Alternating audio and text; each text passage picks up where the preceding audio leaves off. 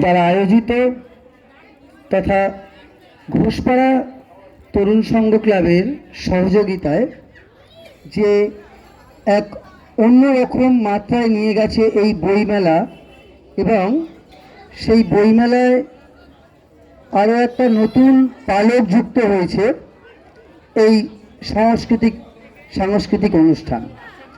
বহু বিদ্বজনের সঙ্গে আজ দেখা হলো। এখনো পর্যন্ত বাংলার সংস্কৃতিতে পোড় খাওয়া সেই সকল মানুষজনেরা এখন এখানে উপস্থিত।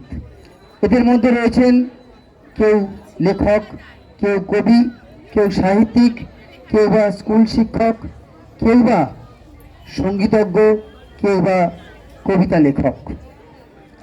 আজকে এত সুন্দর একটা পরিবেশে, যখন আমাদের সময় আমাদের বাবা মায়েরা বলতো যে আমার ছেলে মেয়ে বই পোকা, সেই জায়গায় দাঁড়িয়ে আজকের বাবা মায়েরা বলে আমার ছেলে মেয়ে মোবাইলের পোকা।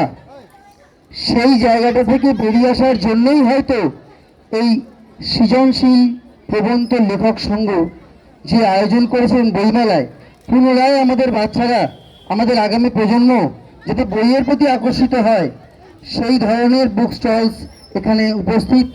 সুন্দর সুন্দর বইয়ের সম্ভার রয়েছে, আর সেই সাথে এই সাংস্কৃতিক মঞ্চটা এই বইমেলাকে একটা অন্য রূপ দান করেছে। আফসোস লাগছে আগামীকাল এই বইমেলা শেষ হয়ে যাবে, খুব মিস করব আমি এই দিনটাকে। তো আমাদের আজকে এই সুরালয় সঙ্গীত একাডেমির অনুষ্ঠান শুরু হচ্ছে, আমরা তারপরে আমাদের পরিচয়ে যাব। ধন্যবাদ।